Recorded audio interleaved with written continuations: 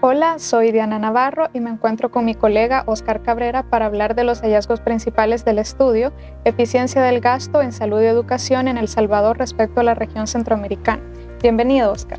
Muchas gracias, Diana. Para mí es un gusto estar aquí conversando sobre esta temática.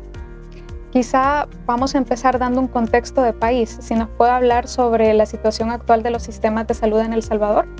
Sí, con todo gusto. Bueno, primero creo vamos a iniciar cómo es la estructura actual del sistema de salud, que una de las características que tiene es que es fragmentado. ¿Qué significa eso? Que hay diferentes actores, tanto del sector público como del sector privado. Dentro de los actores del sector público, el coordinador de todo el sistema de salud es el Ministerio de Salud Pública, pero también existen otras entidades que tienen un aporte muy decisivo, como es el Instituto Salvadoreño del Seguro Social. Tenemos otros proveedores de salud, como es el caso de FOSalud, se llama el Fondo Solidario para la Salud, y otras entidades que voy a citar como el Instituto Salvadoreño de Rehabilitación Integral, el Instituto de Bienestar Magisterial, y pues dentro del sector privado, pues acá comprende todas aquellas entidades que tienen fines de lucro, y creo que eso es muy importante.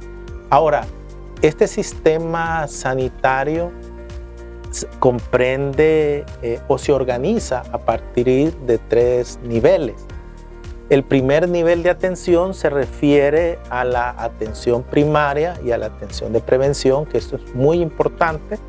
Y aquí están establecidas las unidades comunitarias de salud familiar, las ECOS. Luego tenemos otro segundo nivel de atención, en donde tenemos algunos hospitales generales en los que la población puede recurrir por algunas enfermedades que no sean demasiado graves.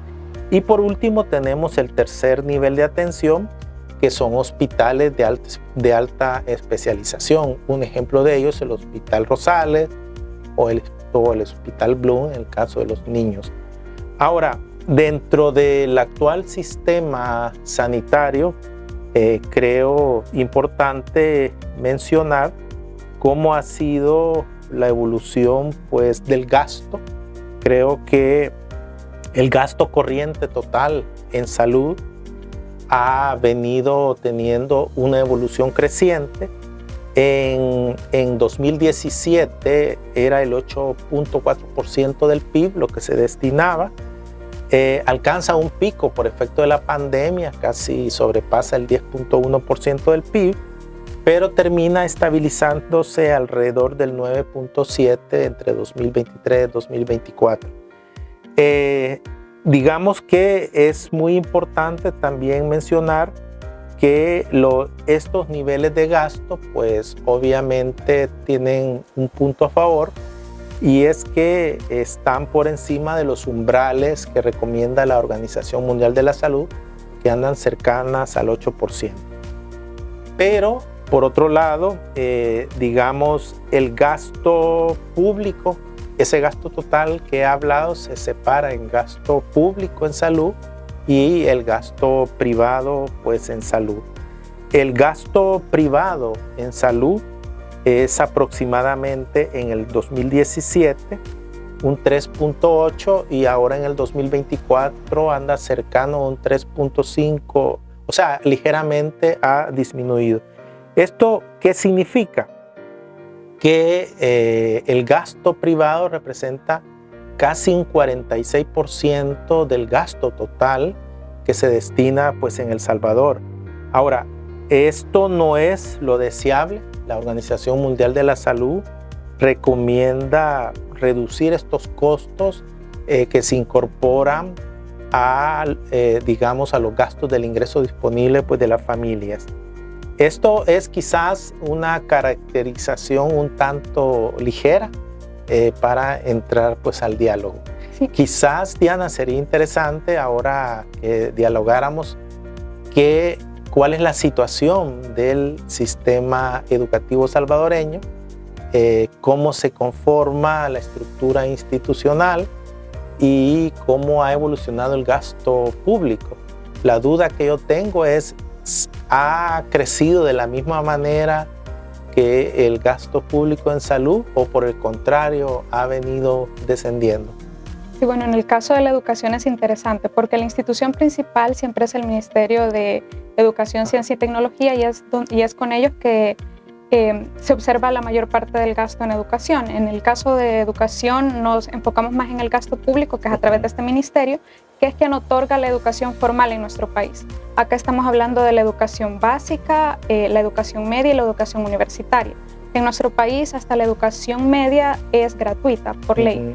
Entonces, sí es interesante observar los niveles de gasto porque si observamos como porcentaje del PIB, el gasto en educación sí se ha notado una tendencia bastante variable.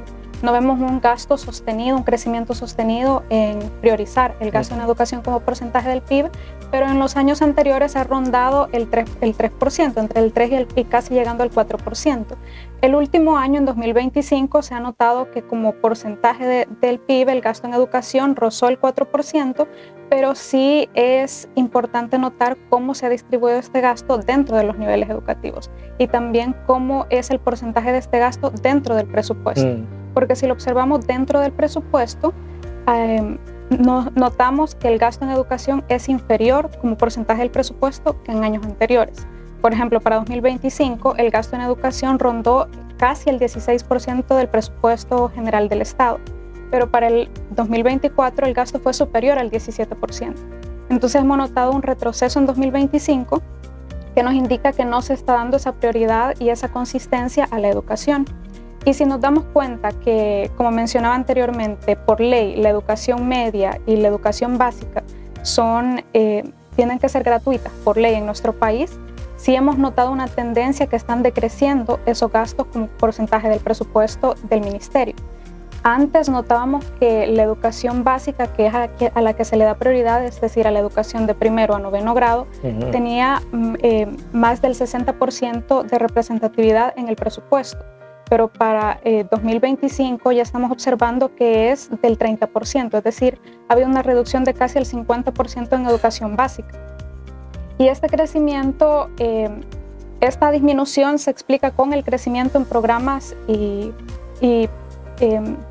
medidas especiales que ha implementado el gobierno. Observamos el programa 2 escuelas por día, el programa Enlaces con Educación, Mi Nueva Escuela, pero es importante que el gasto se concentre en niveles educativos fijos y no en programas que pueden variar año con año o que pueden desaparecer. O en función de un nuevo gobierno.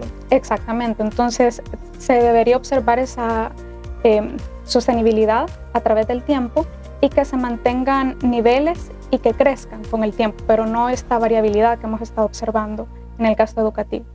En suma, entonces, lo que hemos visto es una reducción del gasto en educación como porcentaje del Producto Interno Bruto desde una tendencia de 3.91 por el 2015 hasta 3.17 en el 2023 aproximadamente, ¿verdad? Esto lo que nos está diciendo es que desde la perspectiva educativa no cumplimos con los estándares necesarios para garantizar una educación de calidad según los estándares de la UNESCO, ¿verdad? Justamente, la UNESCO recomienda que los porcentajes estén entre el 4 y el 6% del PIB. El Salvador ha estado lo más cerca es del 4%, pero nunca hemos observado el tan deseado 6% en educación que garantizaría ese cumplimiento de los Objetivos de Desarrollo Sostenible. Muy bien, perfecto.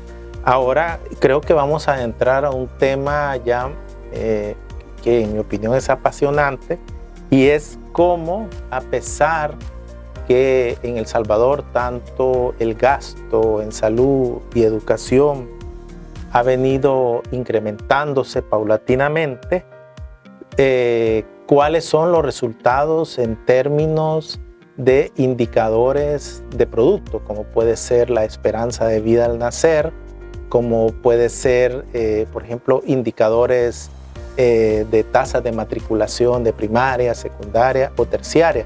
A lo que queremos llegar para analizar la eficiencia de estos sistemas es que no es necesario simplemente gastar por gastar, sino que tiene que haber una relación de insumo y productos, ¿verdad?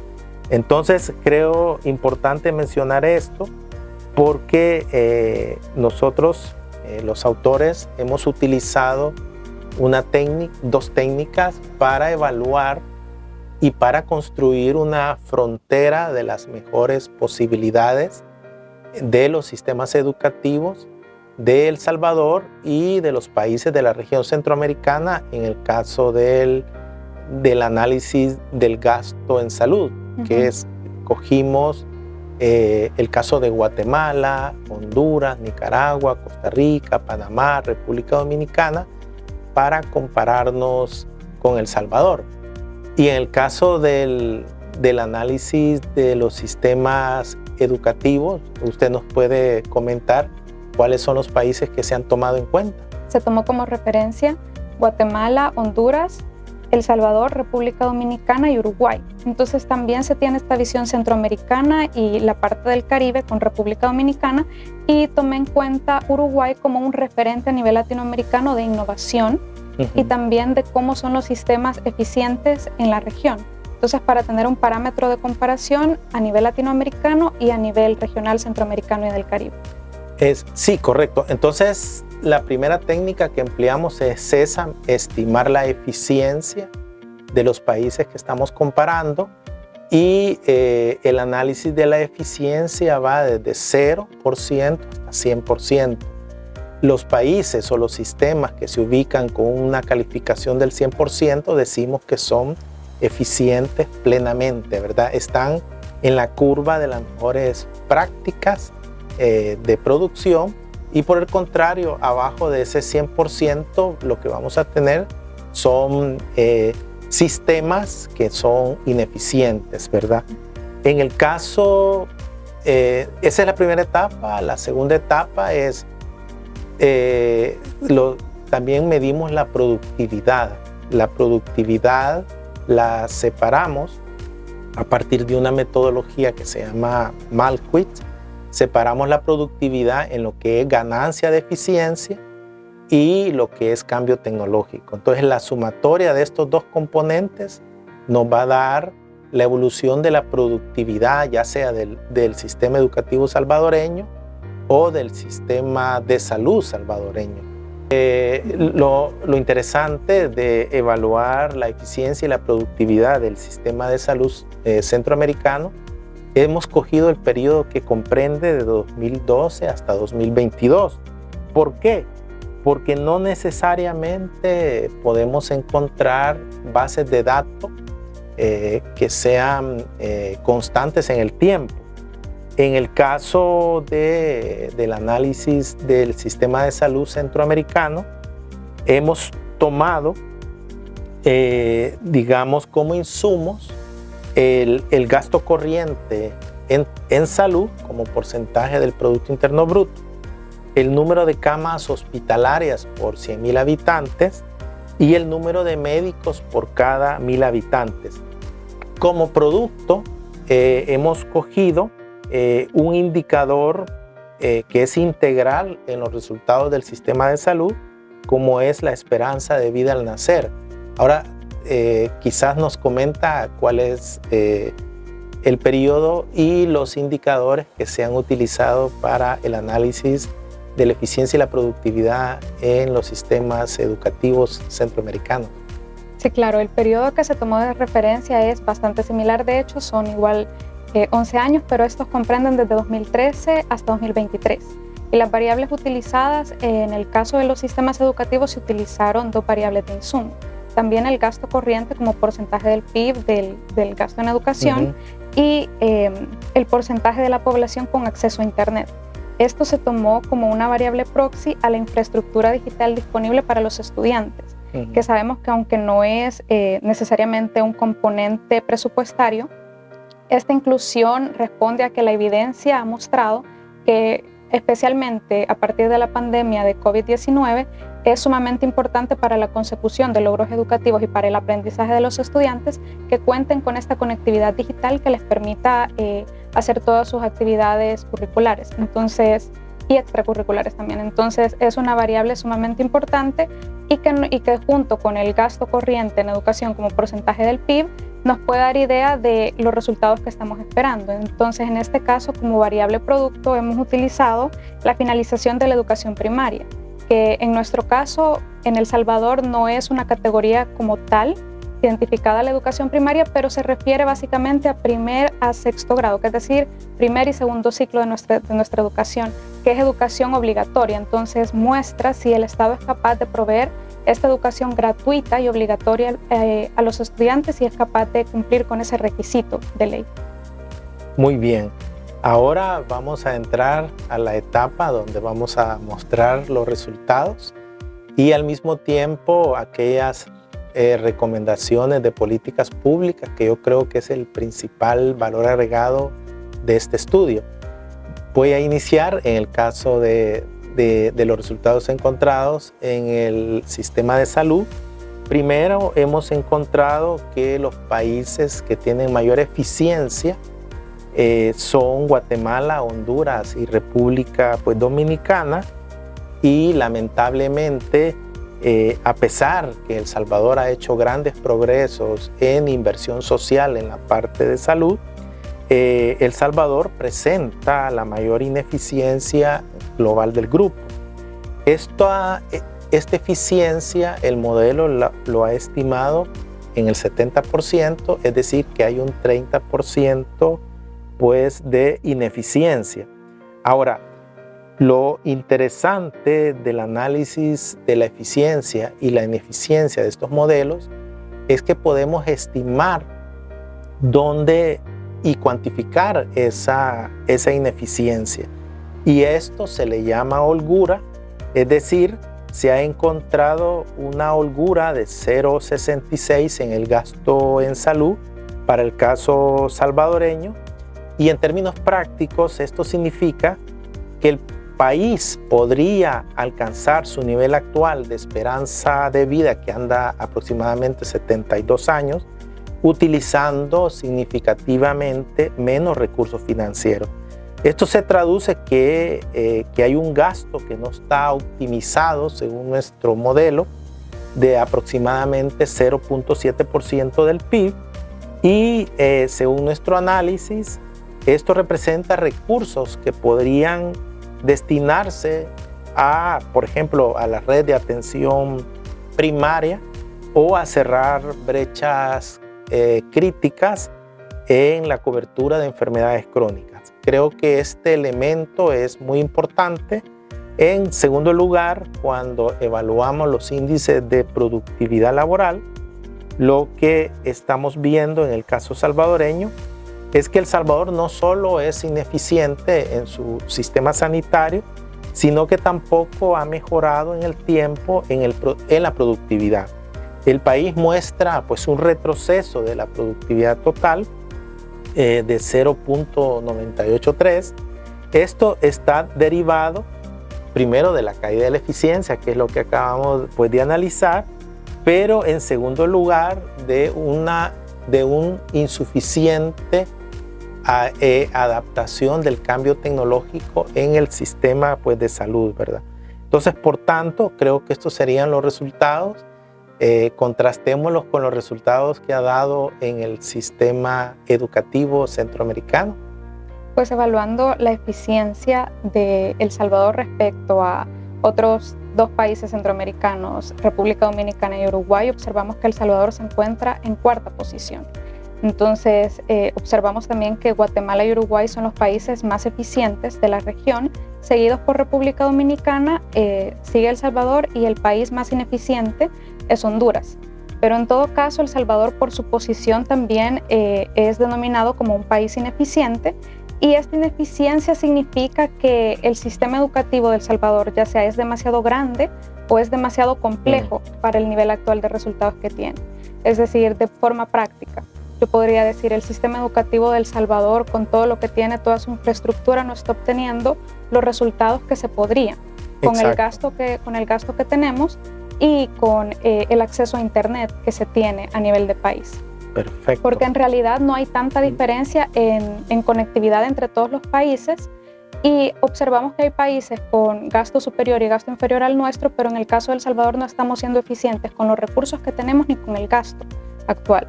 Entonces, también observamos dentro de las holguras de El Salvador que la conclusión principal es que El Salvador posee un capital digital considerable, pero que no está siendo explotado. Es decir, que todas estas capacidades y toda esta accesibilidad tecnológica que tenemos no está siendo reflejada en resultados educativos, y esto se debe principalmente a que sí tenemos la conectividad, está el acceso a Internet por la mayoría de la población, pero tampoco ha existido esta formación de capacidades tanto de estudiantes como de maestros para poder optimizar este recurso. Entonces esto ha impedido que el sistema educativo salvadoreño sea considerado eficiente, y en el caso de la productividad, pues El Salvador sí ha tenido un crecimiento balanceado, por lo menos para ese periodo 2013-2023, pero ese crecimiento ha sido bastante mínimo. Entonces, ahí estamos observando que las políticas educativas actuales sí han logrado un progreso sostenido, por decirlo de alguna forma, en El Salvador, pero que parte de una base de la ineficiencia. Es decir, es un crecimiento reducido y no se está logrando la productividad necesaria como para decir que nuestro sistema educativo a lo largo de los años va a seguir siendo más productivo. Está como muy en el limbo. Es necesario afianzar los niveles de productividad para que nuestro país sea considerado como uno de los que tiene un sistema educativo más consolidado en la región, que actualmente no lo es. En conclusión, Diana, yo creo que el análisis que hemos hecho de la eficiencia y la productividad del gasto en salud y educación ha ido más allá de la simple pregunta si gastamos suficiente.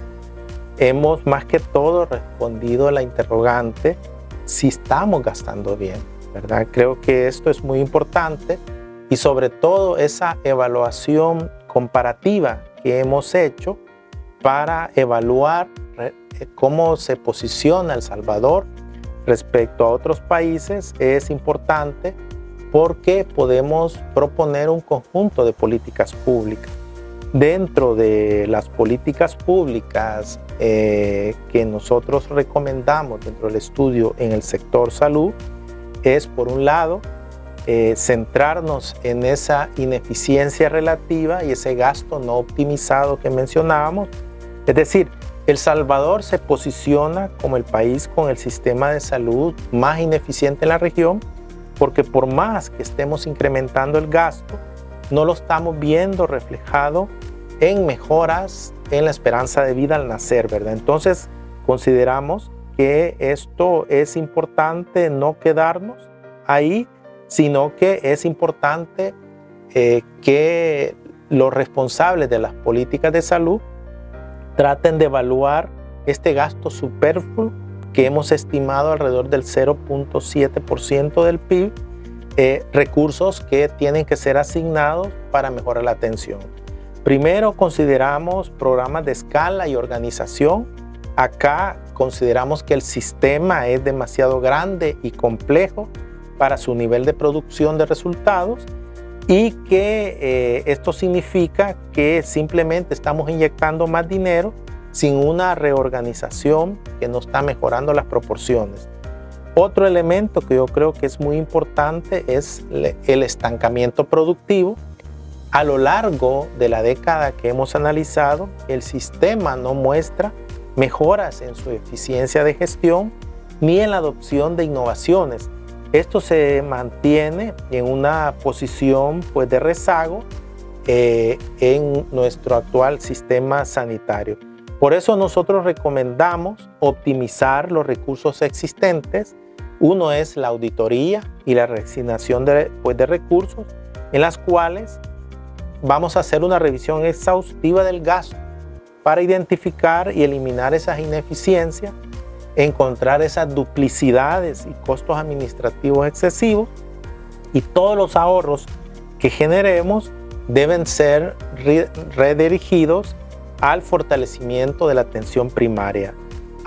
Mencionábamos también a los programas de prevención, y otro punto que nosotros proponemos es la reorganización de la red de servicios para corregir problemas de rendimiento decrecientes a escala. Recomendamos crear redes integrales de salud. Esto implica especializar los hospitales de referencia en casos de alta complejidad y al mismo tiempo fortalecer la capacidad resolutiva de los centros de salud periféricos. Otro elemento que nosotros consideramos que es fundamental es el impulso a la innovación tecnológica. Acelerar la implementación del historial clínico digital a nivel nacional y expandir el uso de la telemedicina, ¿verdad? Esto va a permitir optimizar el uso de personal especializado y mejorar el acceso en zonas remotas, ¿verdad? Entonces, también vemos con buenos ojos los recientes créditos aprobados por la CAF y el BID para la digitalización y modernización del sistema. Dejaría que usted nos comente cuáles son las recomendaciones del sector educativo. Si bien usted mencionaba anteriormente que el corazón de nuestro estudio es no invertir más, sino que invertir bien, utilizar bien los gastos que tiene El Salvador, tanto en sus sistemas sanitarios como en sus sistemas educativos, me parece que en el caso de la educación es importante también apegarnos a las normativas internacionales o a las recomendaciones de organismos como la UNESCO, porque en el caso de los sistemas educativos no estamos logrando llegar a niveles de inversión que sean sostenidos y que sean los adecuados. Entonces me parece que sí es importante para mediano y largo plazo, para que nuestros sistemas educativos sean fuertes y sean sostenibles, que se aumente y se estabilice esa inversión hasta llegar al 6% del PIB. Sería una recomendación muy ambiciosa, pero sí es necesaria para sistemas como el nuestro y que se note esa prioridad desde los gobiernos hacia el sistema educativo salvadoreño. También se ven aprendizajes de otros países. Por ejemplo, en República Dominicana hay un mínimo de ley que se debe implementar como porcentaje del PIB en la educación y que para ellos ha dado buenos resultados. Observamos que República Dominicana es más eficiente que El Salvador en ese sentido y puede que este tipo de recomendaciones lo expliquen. Entonces sería interesante ver cómo en El Salvador de repente se apliquen este tipo de leyes que ya impliquen que el gasto en El Salvador sea previsible y sea sostenido en el tiempo. Algo que notamos y que fue bastante prevalente en el análisis de la eficiencia del gasto educativo es esa tecnología existente que no está siendo aprovechada. Entonces, una recomendación importante es que se haga un plan nacional de formación docente en pedagogías digitales. Porque estamos observando que tenemos esa accesibilidad al Internet y a las telecomunicaciones, pero que es importante que se utilicen como deberían. Y que ahora que estamos en una era incluso post-COVID, donde si bien es cierto ya existió el regreso a las aulas para la mayoría de los estudiantes, aún existen modalidades híbridas y que facilitan también el acceso a educación para personas que tienen problemas de movilización. Entonces sí es necesario que los logros educativos lleguen a su máximo pleno utilizando las tecnologías que tenemos disponibles y la accesibilidad al Internet. Y esto viene no solo de la utilización de los estudiantes, pero de la formación docente para que sean utilizadas estas telecomunicaciones lo mejor posible. También me parece que retomando aprendizajes de otros países, podría ser interesante también retomar el caso de Uruguay, que ellos tienen una dirección o departamento de educación rural, que esto implica que hay una instancia específica dentro del Ministerio de Educación que aboga porque en las escuelas rurales se logre este logro educativo necesario, es decir, que todas las personas que se matriculan desde primaria y secundaria sean graduadas también. En El Salvador estamos observando que existe esta deficiencia, que no todas las personas que se matriculan se gradúan. Entonces, y específicamente en las zonas rurales. Entonces, ahí es donde están la mayoría de comunidades vulnerables y hay que ponerles atención. Entonces, estas son recomendaciones de institucionalidad que pueden ayudar a que el sistema educativo salvadoreño se consolide, no solo en la parte urbana, pero en la parte rural también. Entonces también me parece que tenemos similitudes entre los resultados que hemos encontrado en los sistemas sanitarios y los sistemas educativos. Entonces también hay recomendaciones transversales, me parece, porque tanto como el sistema sanitario como el sistema educativo son sistemas que son complejos y que son grandes, pero que no aportan los resultados que se esperarían. Entonces, si nos puede comentar algunas propuestas. En efecto, las propuestas de políticas públicas que hemos comentado en el documento, si están interesados, pueden ampliar porque incorporamos las mejores prácticas de los países para que puedan ser adoptados y adaptadas a El Salvador. Dentro de estas recomendaciones transversales que hemos trabajado, la primera es fortalecer los sistemas de información, es decir, utilizar de manera sistemática los datos generados por los sistemas integrados de salud como por el sistema de información y gestión educativa para la toma de decisiones que esté basado en la evidencia, el monitoreo en tiempo real y la evaluación del impacto de las políticas públicas. También consideramos que es fundamental focalizar en los más vulnerables, es decir, dirigir los recursos, los programas y los incentivos de manera prioritaria hacia las zonas rurales y a las zonas urbanos marginales para cerrar estas profundas brechas de desigualdad en el acceso a los servicios de educación y salud de calidad, ¿verdad? Y por último, debemos de aprender de estas mejores prácticas regionales que aparecen en el estudio y establecer mecanismos formales de cooperación e intercambio técnico con estos países identificados como los que están en la curva de las mejores prácticas del 100% o que tienen índices de productividad por arriba del 100%. Ahí tenemos el caso de Guatemala en la gestión eficiente de los recursos de salud, el caso de Uruguay en la integración de las tecnologías en la educación. En última instancia, considero que la optimización del gasto público no es simplemente un ejercicio técnico, sino que es una cuestión de gestión inteligente y estratégica. Por tanto, es esencial que maximicemos el impacto de estos recursos disponibles en las condiciones de vida de la población salvadoreña. Los invitamos a ver este y los otros episodios de este podcast en la página web observatoriopoliticafiscal.sb.